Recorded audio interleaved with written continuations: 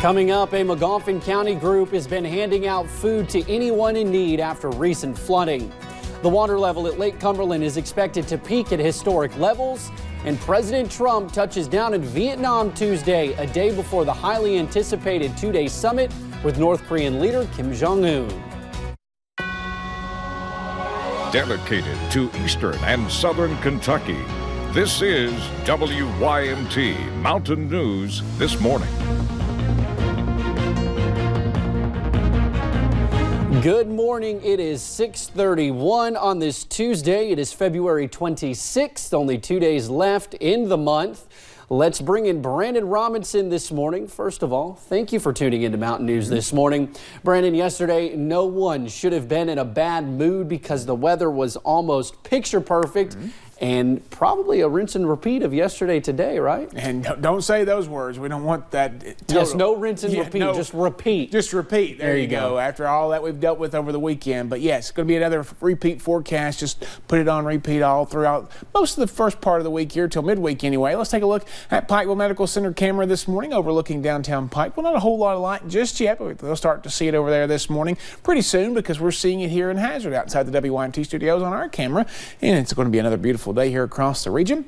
We go to the temperatures. Not so beautiful right now, especially down in Monticello. 22 degrees down there. Continues to drop there a little bit, and we're seeing mid to upper 20s across most of the region, some low 30s in spots, some of those on the ridge tops there. So just kind of keep that in mind as you're traveling this morning. If you run across any water that was over a road, or it's been running for a couple of days, I know there's one spot going home on Highway 7 for me that I see that we drove through it last night. Could be a little bit of black ice, so just kind of keep that in mind. Temperatures a little bit different than this time yesterday. Remember yesterday when they were 30 degrees colder in some spots than it was the day before. Temperatures across the state: 30 Paducah, 28 Tri-Cities, 31 in Louisville, 29 down toward Bowling Green, 24 Charleston, West Virginia. So a little extra on the coffee meter today. As you head out the door, though, temperatures will warm up quickly with the sunshine, getting into the upper 50s, close to 60 for a lot of folks. Full forecast on the way here in just a little bit. Will? All righty, Brendan, thank you. At least a dozen eastern Kentucky counties have declared a state of emergency. Here is a visual at those that we have reported on so far. Governor Matt Bevin has declared a state of emergency for all of Kentucky. That gives state resources to the areas hit hardest by the flooding.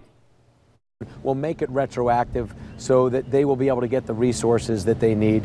Again, we're fortunate not to have had the damage that some of the states around us have. We are also looking at whether or not we'll be able to qualify for any FEMA assistance. Now, the governor says FEMA will base their assistance on the level of damage. On a state level, Governor Bevin tells us his executive order will provide equipment and extra personnel for areas that need it in their recovery efforts. Now, as the flood waters across the region recede, the scale of the damage it caused is now being seen. Homes were flooded and cars and other equipment swept away. In Magoffin County, which was one of the hardest hit areas, the cleanup can now begin. WYMT's Connor James introduces us to a man who lost thousands of dollars worth of his belongings. People are still trying to comprehend it. We thought that we were going to lose everything. It didn't take hours. We looked out and it was about halfway in the yard, and within 20 minutes it was up next to our home. Only minutes for Mike Salyer to move his family to high ground. I've got a 9-year-old daughter and my wife. I wanted to make sure that they were safe. It destroyed thousands of dollars of his equipment, and a couple more inches of rain and the home he's been building for more than a year could have flooded. But it luckily stopped. In the wake, a muddy mess. Every time it does this, it gets to us. This is not the first time he's had problems. Lately, the amount of rain has continuously flooded his property. In his nearly 11 years of living there, it was never this bad. No. In those years, it would get up in the yard a little bit, and that was it. He says new culverts installed along the Mountain Parkway have backed up. The drainage situation over here is causing everybody up and down through here a lot of problems. All the culverts that they're putting in up through there, it just can't handle it. But he's just thankful. Material things, we replaced those. It was nothing worse. In Magoffin County, Connor James, WYMT Mountain News. Now, when a disaster strikes, it's then you can see how close a community really is. The Lakefront Church of God Outreach Ministries is helping many in Magoffin County. They say during the last couple days they have been handing out food to anyone in need. Several people close to the church have had severe flooding damage in their homes. Church organizers say they will do all they can to help.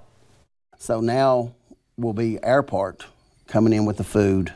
Once electricity is restored, the home is made safe again, and we will assist with furniture as we have the ability to do so, and also clothing and things like that. If you are in need of food or anything else, you can find contact information for the ministries on our website at WYMT.com. Now, while the water recedes across eastern Kentucky, that's not the case at Lake Cumberland. It is expected to crest either today or Wednesday at historic levels. The lake is at 755 feet above sea level.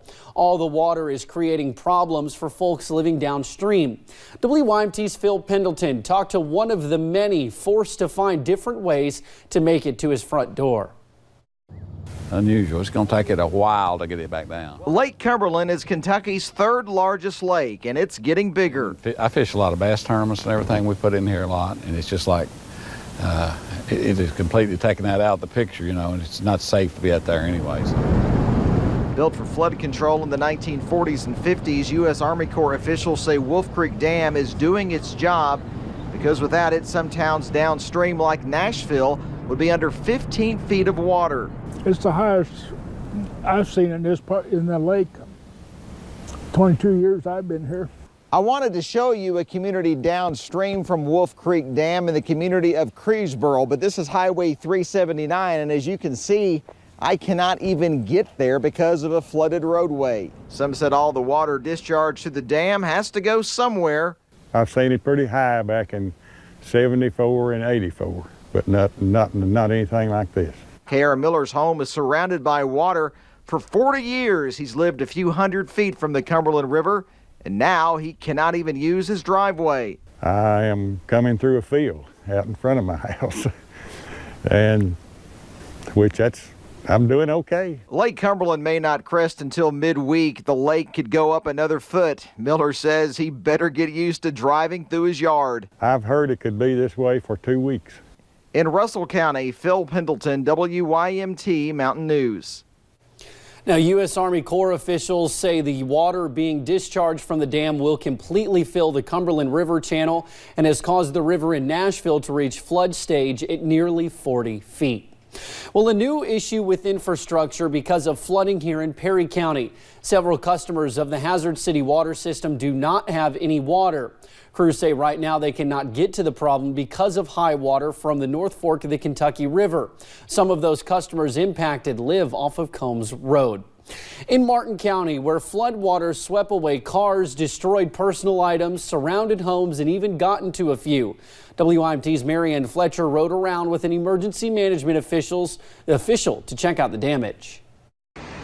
Homes flooded, yards destroyed, and vehicles swept away. As soon as a flash flood watch comes out, start paying attention to the weather. Jordan Wheeler is the Martin County Deputy Emergency Management Director. I don't think it hit quick enough that people couldn't have evacuated themselves. They just didn't until it was too late.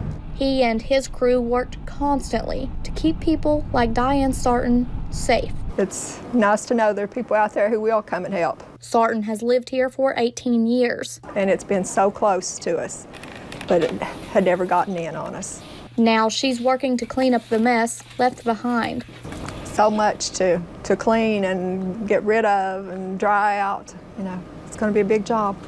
Right here where I'm standing, there's only mud, but a little more than 24 hours ago, around 7 feet of water covered this backyard. I woke up at 6 and came out here, and it was like rising really quickly. The flood nearly reached this home. Maylee Fletcher and her sister Cammie are grateful it did not. I am very, very, very thankful. Wheeler has a safety message for anyone in the flood zones. If there's any water on the roadway, better safe than sorry, don't drive through it.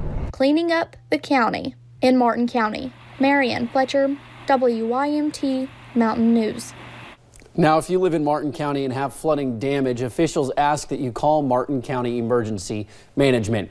Meanwhile, President Trump lands in Vietnam today for his summit with North Korean leader Kim Jong-un. After a 60-hour train ride from North Korea through China, Kim Jong-un arrived in Vietnam ahead of the summit with President Trump. Before leaving Washington, the president laid out the goals for both countries. We want denuclearization. And I think he'll have a country that will set a lot of records for speed in terms of an economy.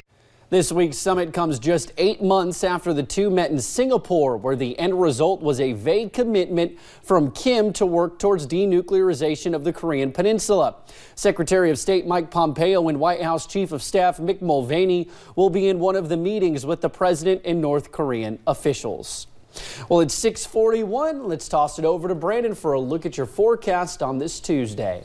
Things pretty quiet this morning for most areas, so that's some good news for a lot of folks who are flood weary. US 119 up on top of Whitesburg Pine Mountain. Daylight approaching on Buffalo Mountain. You can see it there as well. Clear skies across the board.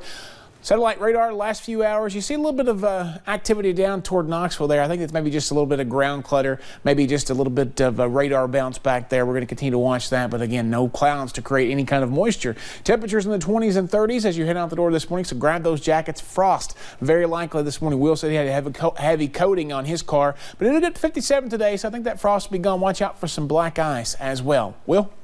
All righty, Brandon, thank you.